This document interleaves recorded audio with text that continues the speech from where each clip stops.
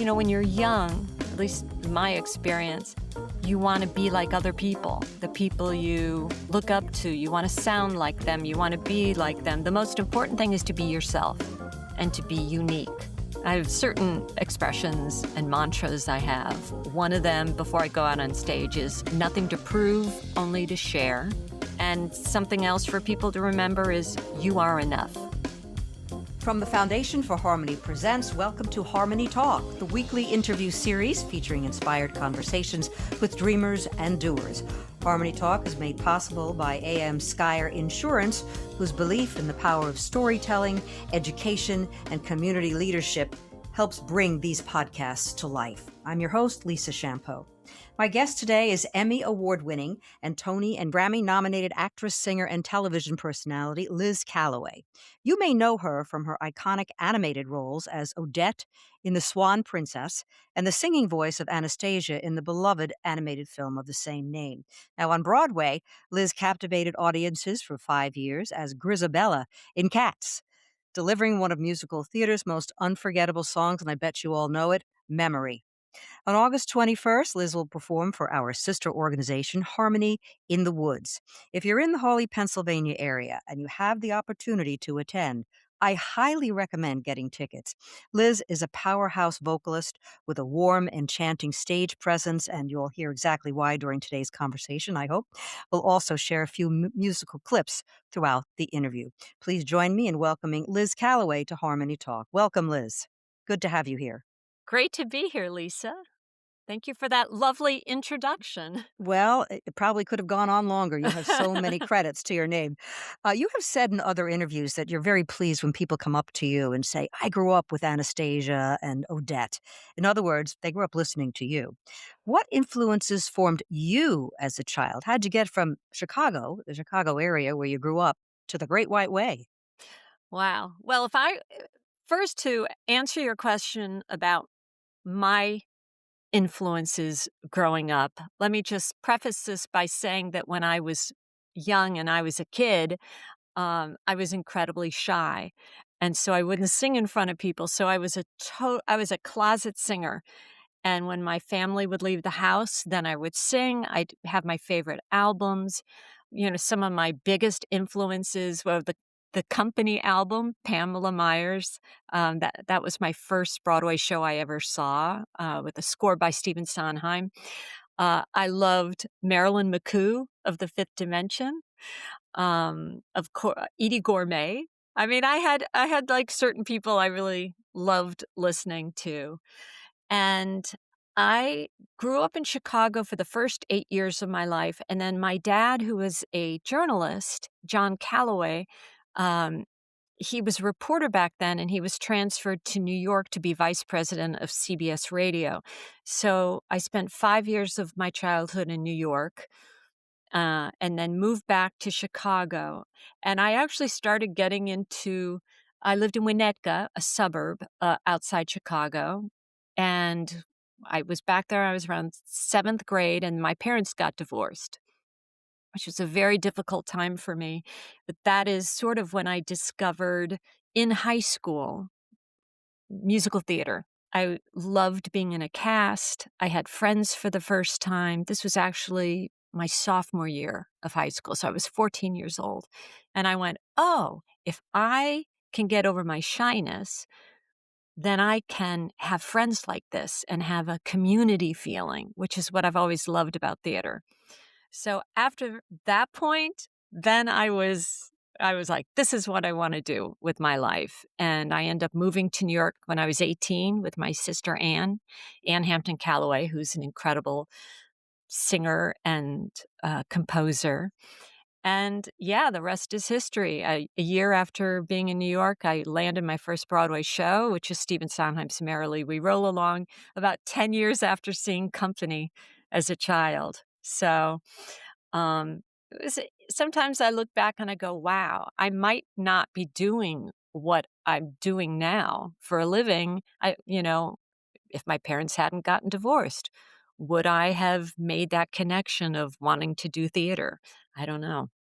Well, you said that you were kind of in the closet, singing, and then you somehow came out, which is really extraordinary. And it was just the theater community that brought that out for you? Yes.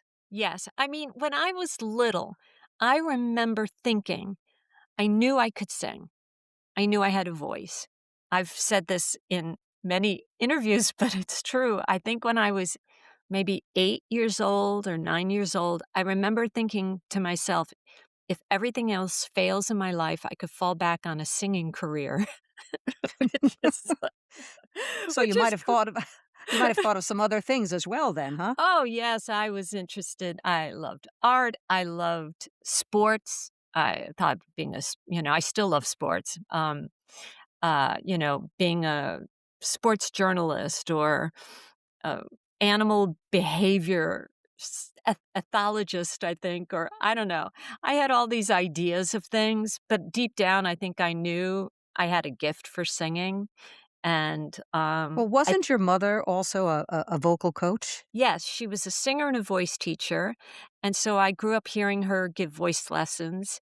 My sister always sang, very extroverted, and my dad loved music and loved jazz and loved to scat sing. So I think I thought as a kid that I wanted to do something different.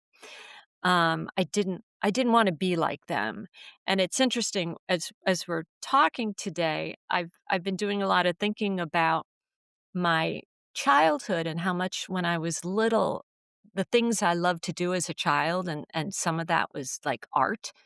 I tried crafts and stuff, and I wasn't very good, but I loved it. So I'm actually this month trying to give myself permission to try drawing again and making collages and, just I think it's good to remember what you loved to do as a child and maybe try it at a different stage of your life.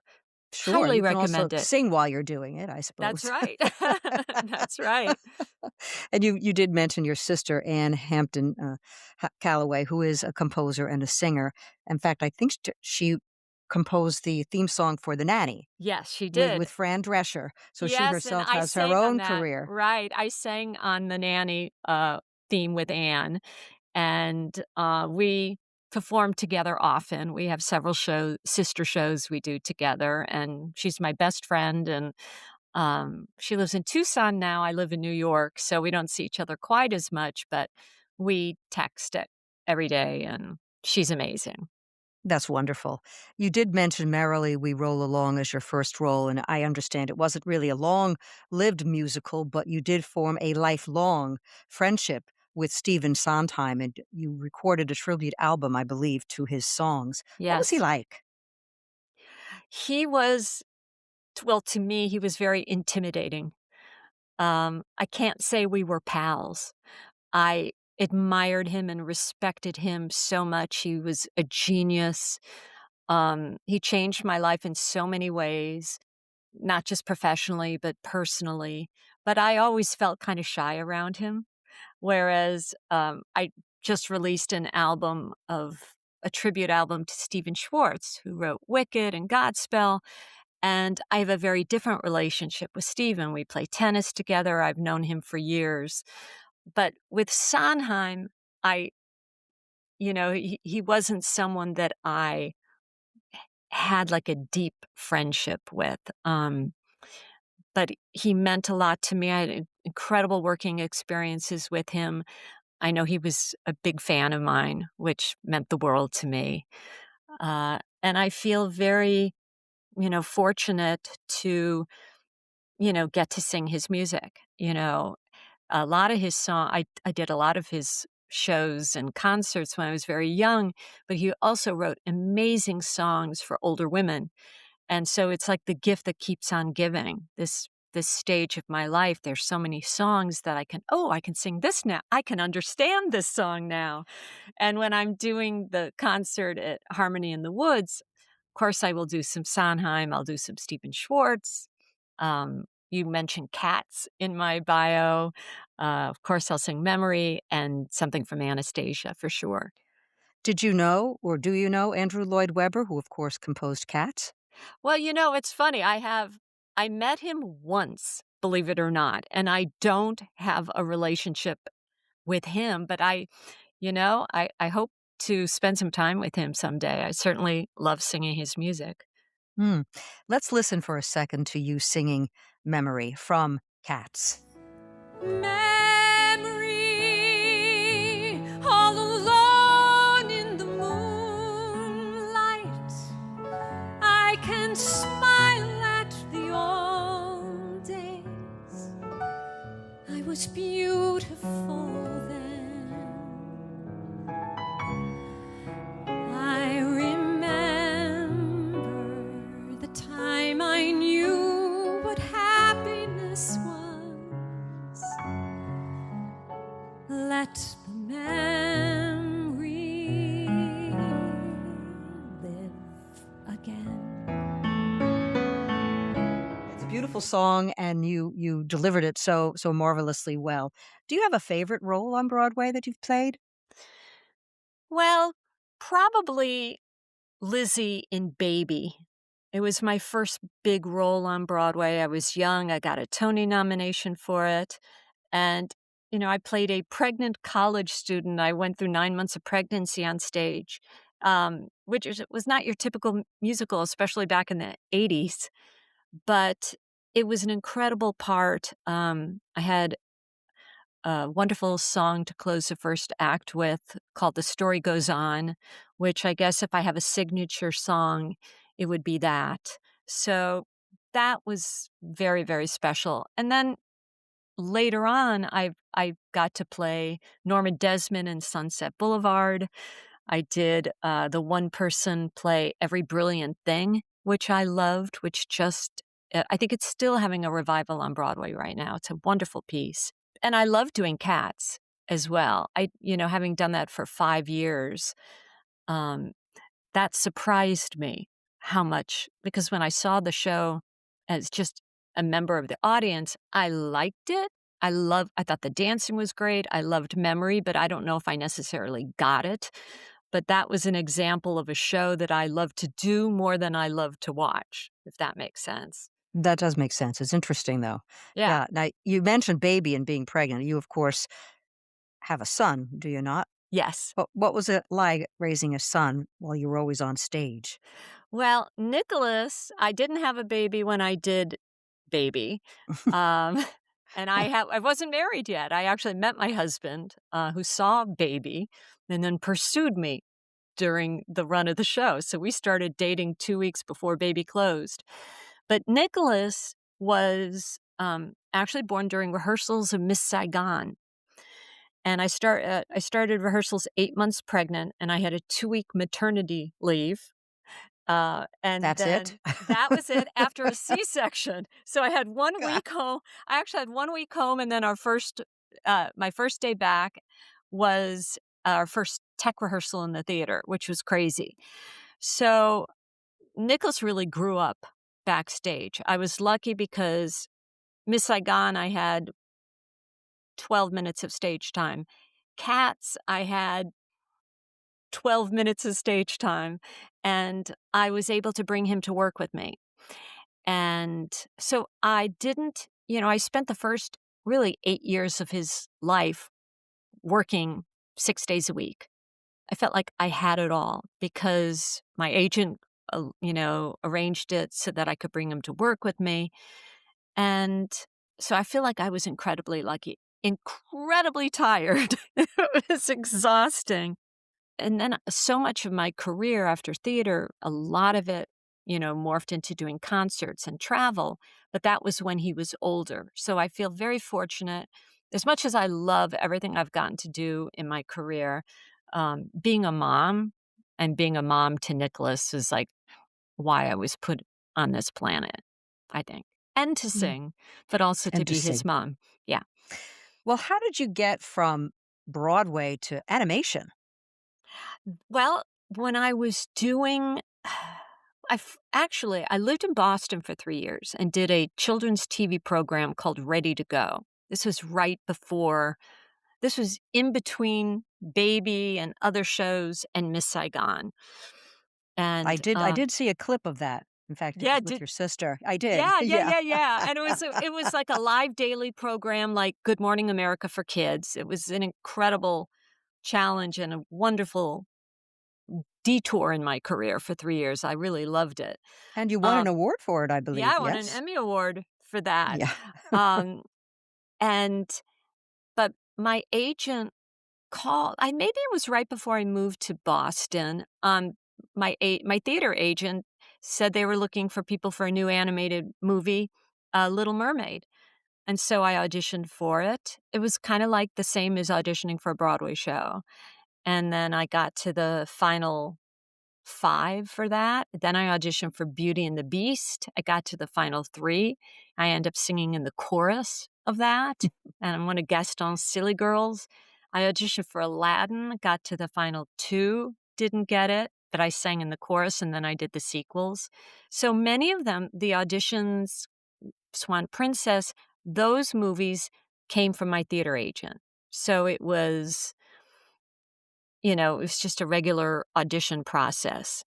Must be very different singing to an animated film. Do you watch the character or does the It depends on the movie. Like, for Beauty and the Beast, we did it over, like, a 2-year period of time. It was the same, actually, for most of the animated movies I've done. They show you a storyboard of it, and they tell you about it, but you're not watching it. So they do the Oh, animation afterwards. so the Um, singing is first. the singing is first, and I've always done the singing voice of all these characters. And with Anastasia, that happened. I got a call from Lynn Ahrens, who wrote the lyrics, and she said that she and Stephen Flaherty, the composer, were working on demos for a new animated movie project, and I had done other demos for them, and they said, "The girl we're using isn't working out. Can you come record some songs?" So I did, and I recorded demos for them, never thinking I would get the part. I remember saying, "I'd love to be in the chorus," because I love choral singing. And then I guess they got used to my voice and they said, "No, you've got the job." And so Meg Ryan did the speaking voice. And I remember on the way to the first recording session, which was for I think Once Upon a December, they hadn't told me anything. I hadn't seen anything. I got the VHS of I think it was Sleepless in Seattle, and I took Oh, my Walkman. Meg Ryan. Right, and I recorded a scene on my Walkman so that on the train on the way into the city, I could listen to her speaking voice, because they never in all the movies I've ever done, they never have said, "We want you to really match this speaking voice." It's just I guess they thought it was there was a similarity, maybe a Midwestern accent in this case, um, but, they'd show me a storyboard and explain things to me, but a lot of it is using your imagination. And when you audition for the movies I auditioned for, again, they'd maybe show me a drawing, and then you learn the song, and then you sing it, and if you're right, they will know. It's fascinating. I love doing the movie stuff I've done. The last animated, project I did was, for the Has Been Hotel season 2, which is a huge I had no idea it was a huge thing on, Prime Video. It's, Yes, adult there's a very musical black theater. comedy Yes, with with amazing Lucifer. yeah, amazing Broadway performers, but, like, the difference in my Spotify followers, I have a lot of Spotify people listen to me on streaming and such, but the one song that I did on that, it was just crazy how many millions of people have streamed it, and then which is what it's great. A lot of people said to me, like, on Instagram, "Oh my god, I played the Speaker of God. Of God. It's Anastasia. Oh my god, it's Oh, Odette and the Swan Princess," and they, like, were amazed that it was the same person. well, you're still kind of angelic. I am, and I think that's the funny thing is that my voice, all these years later, my voice really hasn't changed a whole lot. So I know I have that youthful Disney You do. princess sound, I really do. A sort of enchanting sound, to be honest with you, no pun Oh, intended. What's the song from Has Been Hotel that's um, downloaded so much? oh, yeah, it's a duet with, Patina Miller, Sarah's Confession. And Patina Miller, who starred on Broadway in Pippin, and she was on Madam Secretary. It's a duet with her, and it currently has over 42 million streams since October, which is amazing to be a part of that, and it's been a lot of fun, Well, actually. sure, but I guess you could also say the same for Anastasia and the Swan Princess. Oh, absolutely, absolutely, but back then, I had no idea. I had no idea until I started doing concerts what an impact those movies made on people because we the movie opened, let's say Anastasia, we did an album, then it was out on VHS and DVD, and then I think it'd been streaming, but there was no social media. There was no streaming or downloading, and then to go and maybe teach a master class and do a concert. I always sing something from Anastasia in my shows, and that like, "Oh my god, you're the soundtrack to my childhood." It's and people burst into tears. It's amazing. It's amazing. We do have a clip from the Swan Princess, and we'll listen to Ah, that now. Yeah. Sure as the dawn brings the sunrise, we've an unshakable bond. Destined to last for a lifetime and beyond. Far longer than forever. Far longer than forever. I swear that I'll be true. I swear that I'll be true. I've made an everlasting vow to find a way to you. Far longer than forever. Like no love ever known. And with your love, I'll never be alone. far longer than forever. Much stronger than forever. And with your love, I'll never be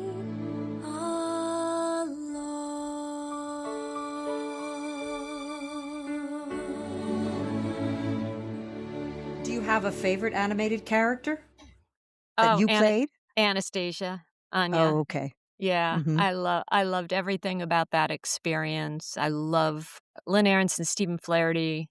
The writers are dear friends. They wrote Ragtime, which is ending its this month. Incredible revival on Broadway, and yeah, no, that was very very special.